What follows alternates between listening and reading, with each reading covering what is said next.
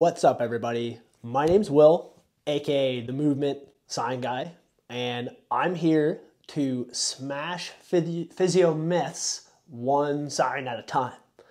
And I think we've got a good one today. So, today we're going to be talking about this: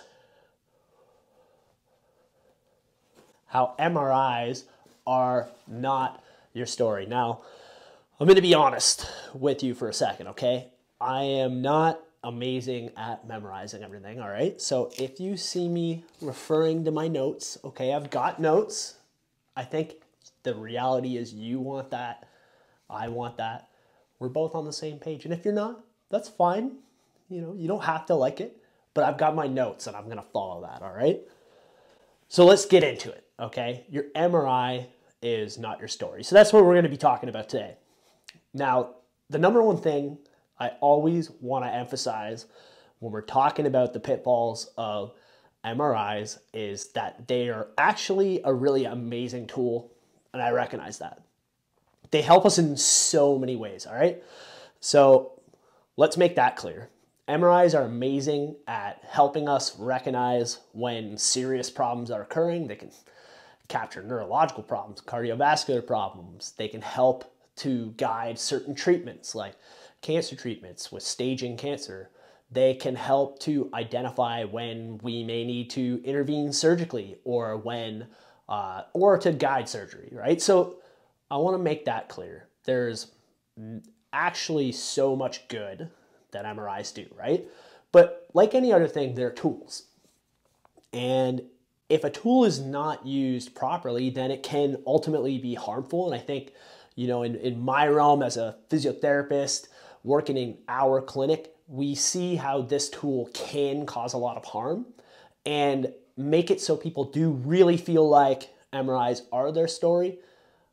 And that's what I want to cover today. Okay, so let's start with a little bit of a story. And this is not, you know, a specific story, but something that we see all the time. Okay, so often we'll be working with a client. They come in, they've got an issue.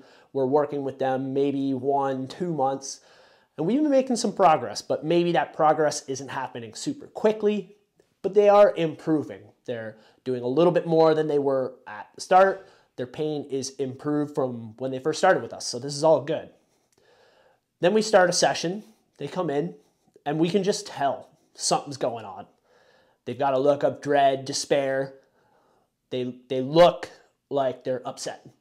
And we can feel that in the room. And then we get past a little piece of paper. And it's got the MRI results. And that person is now really wondering whether they're going to be able to get better. And oftentimes this is kind of coupled with either consulting Google about the image result or talking with friends, family who are telling them, oh, I had this, I had pain for 20 years, it's not gone now, I could never play soccer again, or et cetera, et cetera. And they start to feel this way. We try to do a really great job. We pride ourselves on our ability to help people through that and hopefully not let that be a barrier. But the reality is there's a subset of people out there who get that image result, and then as a result of that, they let it derail their outcome. And they ultimately don't get better. So that's really what I want to help prevent with this kind of myth busting. So a little bit of evidence. So I'm going to be reading fairly direct here, okay? So don't hate. But basically, a study investigated the presence of shoulder abnormalities in overhead athletes using MRIs. So this is just an example, but they found that although there were abnormalities seen in the dominant arm in many of those athletes, they checked 5 years later and they found that there wasn't actually really, that those imaging findings weren't necessarily predictive of having pain later or needing to seek help from a physio or someone like that. And this is just one example. There's tons of other examples of that where we see discrepancies between MRI findings. For example, with people with disc bulges or quote unquote degenerative disc disease, and all these kind of things that sound at face value very scary, but we see over and over and over again that you can have those things and not necessarily, be injured. And so the reality is, imaging is just one piece of the puzzle. There needs to be a full picture, and this needs to be correlated with what you're actually experiencing, feeling, and then go from there, right? And that includes like a full assessment to figure out where we can try to improve things. And in the story I told previously, it's like this person was improving. So there's evidence of the ability to improve. It's only one piece of the puzzle, okay? Imaging is only a snapshot of your body in time, all right? Let's take this in.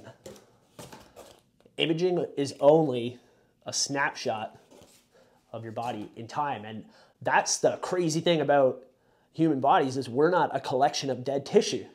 Our bodies adapt. We see that all the time, and that's why, although an image shows something, it could be different. You could have had that image finding before you had pain, right? We don't know. But that's the amazing thing, is your bodies are adapting. So the MRI it's one piece to the puzzle. It's not the whole piece. There's so many other factors that are worth looking into. But also, it's only a snapshot in time. So you're not actually seeing, your ability to adapt, things like that. So that's also something to keep in mind. At the end of the day, MRI results, they show what you look like, right? But let's see, I think I've got a sign for this.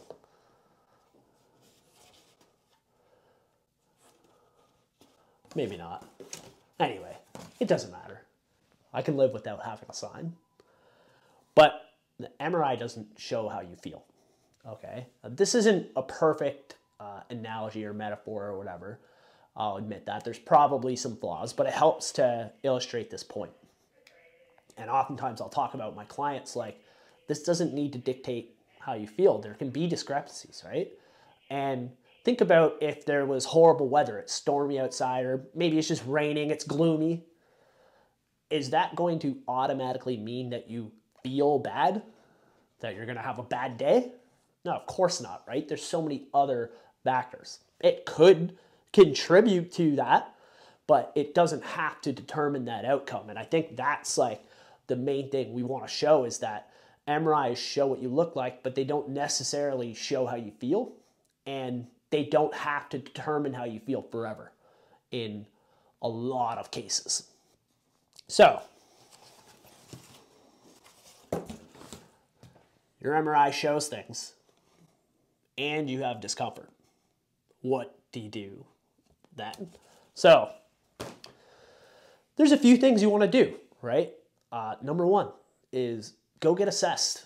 Like, find somebody that is trustworthy in your area, that, follows an evidence-based approach, and get assessed. Make sure that you aren't demonstrating signs of red flags, so things that would need further medical attention, or that are emergencies or urgent, or really mean you're in danger, imminent danger. You want to make sure that you can rule those out. Professionals such as a physio are trained to help identify those things and guide you towards the next step. But they're so rare, right? But you want to get assessed. You want to have a greater, more detailed understanding of your problem and what can be done about it. The second thing is make sure that that professional is advising you to exercise, and not just any exercises that are targeting your problem and are progressive in nature, okay, and that are directed towards your goals. So if you're a CrossFitter, there should be a plan in place to get you back to CrossFitting, right? If it's possible, there might be circumstances where it's not, but those are few and far between, right? So you should have somebody who is able to progressively get you back to your goal using exercise. The third thing is, we kind of just touched on this, it's take advantage of your body's ability to adapt, right? This is an amazing thing. There's all kinds of ways that people can adapt, and we see it all the time in the clinic here. Like, we see people with all kinds of imaging findings, and by the end, it's just a thing of the past. So it's 100% possible in many, many cases, okay? So that's pretty much it. So I hope we kind of smash that myth, all right? The reality is MRI can be a piece of the puzzle. It can be a part of the story, but it doesn't have to be your story, all right? Take it easy.